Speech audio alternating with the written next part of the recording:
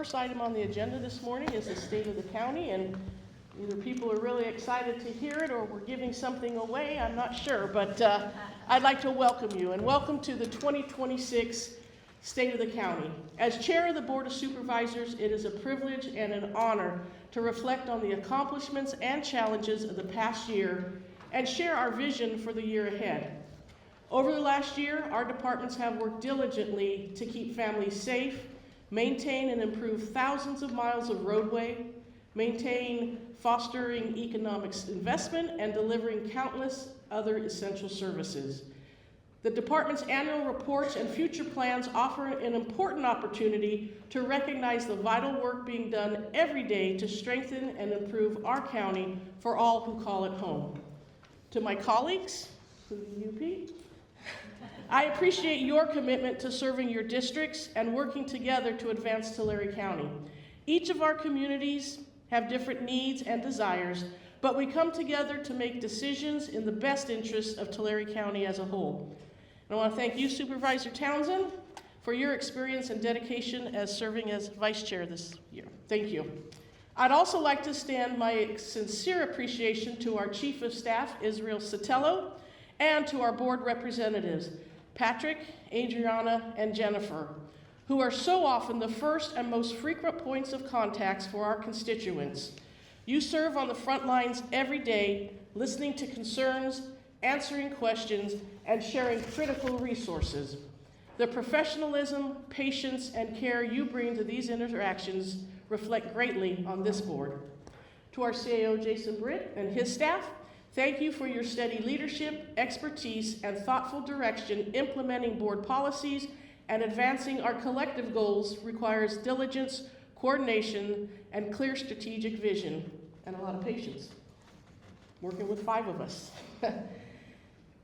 Thank you also to Jennifer Flores, our county counsel, and your team for your guidance on all legal matters that come before us, much of which you do happens behind the scenes and does not always receive public recognition. But your advice and diligence are essential to our work. And to our Chief Clerk of the Board, Melinda Benton, and your staff, thank you for your hard work you put in each day to keep everything running smoothly. From managing paperwork and schedules to maintaining records and ensuring every detail is in place, your team plays a critical role in keeping us organized and on track. When Melinda walks down to the hall to our offices, we all shake a little bit. And to all our department heads and to our county staff, I would like to express my sincere appreciation. Your hard work and dedication are clearly reflected in the positive impact you have throughout our county. I am confident that because of your leadership and commitment, the county's future is bright. While the state of California faces an uncertain future, the Tulare County Board of Supervisors remains committed to disciplined and responsible budgeting. Our net assessed roll has grown by 6%, adding $3 billion and bringing the total to nearly $53 billion. These accomplishments demonstrate the strength and resilience of our local economy and the effectiveness of fiscal safeguards that we have put in place. In 2025, we came to a 2-year agreement with our bargaining units that included a 4% cost of living adjustment in 2025 and 4% in 2026. Ensuring that wages remain competitive and aligned with rising living costs.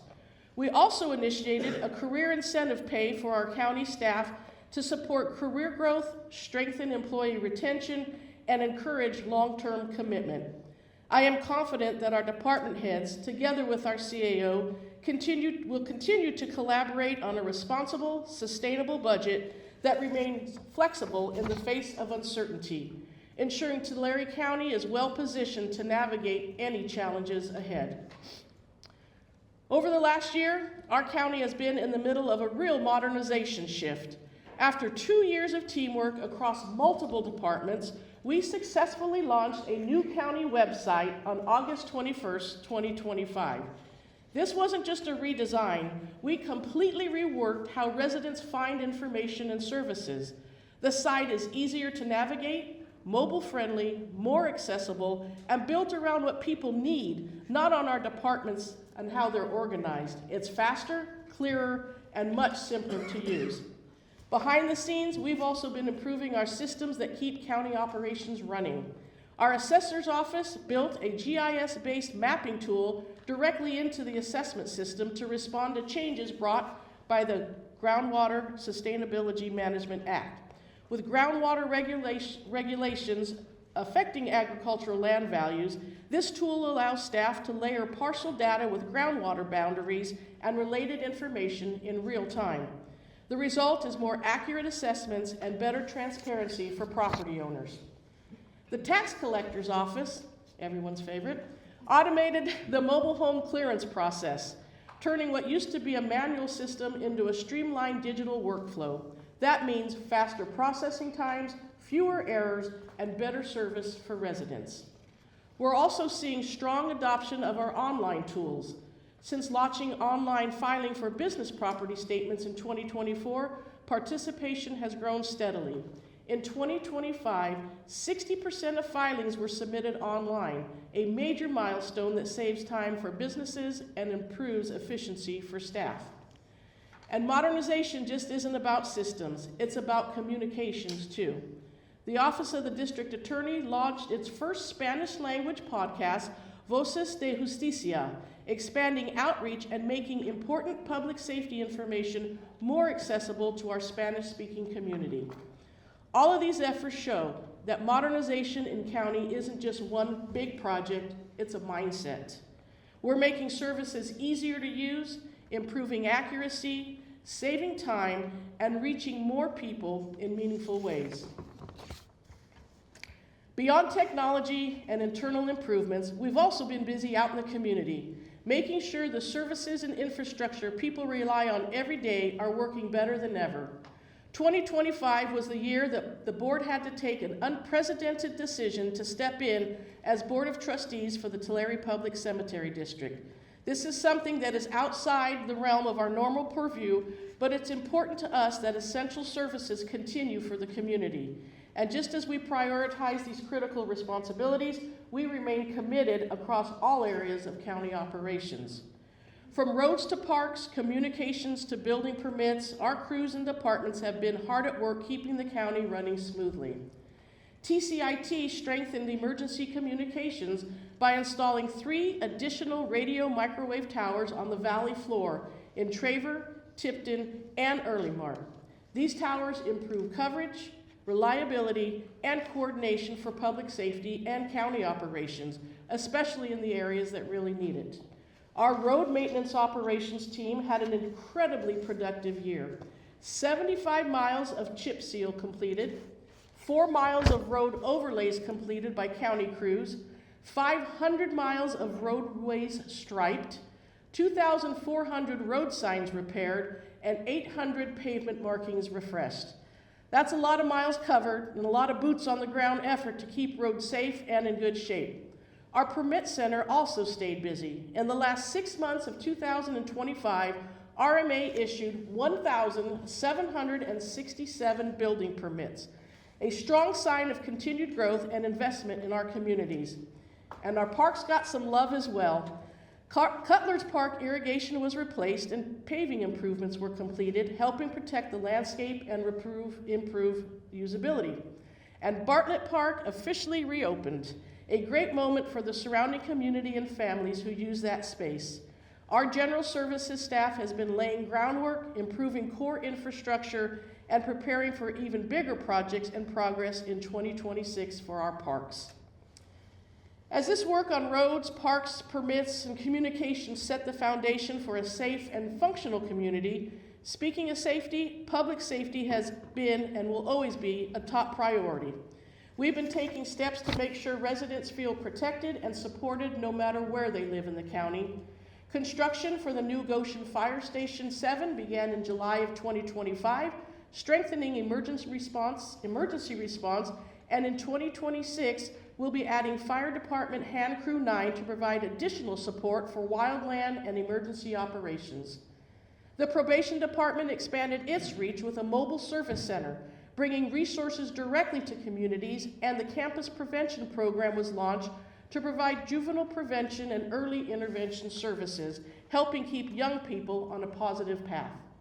They also completed the JDF fence project, improving security and safety at the juvenile detention facility. We've also invested in modern facilities to support public safety work. A new state-of-the-art coroner's office is now up and running. We just had a ribbon cutting there a couple of weeks ago. And the Early March Sheriff's Substation is projected to be open, giving local law enforcement a stronger presence in the community. The Tulare County Sheriff's Department now has more patrol officers historically than ever before. Together, these projects show that we're just not maintaining public safety, we're actively expanding and improving it, making sure our first responders and the community programs have the tools and resources they need. While strengthening public safety keeps our communities secure, we know that true well-being goes beyond emergency response. That's where health and human services come in, making sure residents have access to the care, support, and programs they need to thrive every day.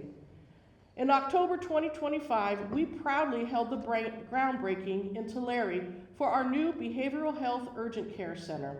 With a targeted grand opening of December 2026, this facility will serve individuals 18 and older who are experiencing an urgent behavioral health need. Strategically located adjacent to the City of Tulare's Tulare Cares homeless shelter campus, the center will strengthen coordinated care efforts, particularly for some of our most vulnerable residents. The Health and Human Services Agency is investing approximately $11 million in grants and matching funds to construct this vital facility, demonstrating our commitment to expanding access to timely, community-based behavioral health services. In partnership with Kauai Health, we also celebrated a major milestone with the ribbon cutting of the new Crisis Stabilization Unit. This 24/7, 365-day-a-week walk-in facility provides crisis intervention and stabilization services for youth and young adults up to age 21 who are experiencing a behavioral health crisis. Together, these investments significantly strengthen our local continuum of care, ensuring that residents of all ages have access to immediate, compassionate, and appropriate behavioral health services when they need them most. Our county thrives when our departments and residents work together to build stronger, healthier, and more connected communities. This year, I want to highlight some of the inspiring initiatives that demonstrate just how deeply our county cares for its people. The Department of Child Support helped families and students by organizing back-to-school drives in Porterville and Dinuba, ensuring children start the school year prepared to succeed. The Tulare County Library engaged young minds during the summer with Summer Reading Challenge and summer meals, combining education and nourishment for children across the county. The Tulare County Museum created opportunities for community connection by hosting free events, including Jamboree, Veterans Day celebrations, and holiday cheer, making culture and history accessible to all residents. Tulare County Fire Department hosted Kids Fire Camp in Strathmore, Cutler, and Early Mart for 150 kids. The Tulare County Sheriff's Office reached over 40,000 children through youth programs, providing free basketball, football, and soccer programs to promote physical activity, teamwork, and safety. Tulare County Economic Development partnered with local organizations and chambers to support 7 grand openings in 2025, attracting new businesses and creating jobs. Agriculture continues to be the foundational industry in Tulare County. 35% of our workforce is in agriculture, and in 2024, Tulare County's gross production totaled $8.3 billion, making us the second in the nation. The Agricultural Commissioner's Office has been conducting pesticide education seminars in both Spanish and English, ensuring safe practices for workers and their families. Several departments, including the museum, Resource Management Agency, and the Board of Supervisors, launch newsletters to improve outreach and keep residents informed about county programs, services, and events. These initiatives reflect a county committed to connection, opportunity, and safety. Every one of these programs is about people connecting with people, learning, helping, and growing together. That's the heart of our county. neighbors supporting neighbors, and kids thriving.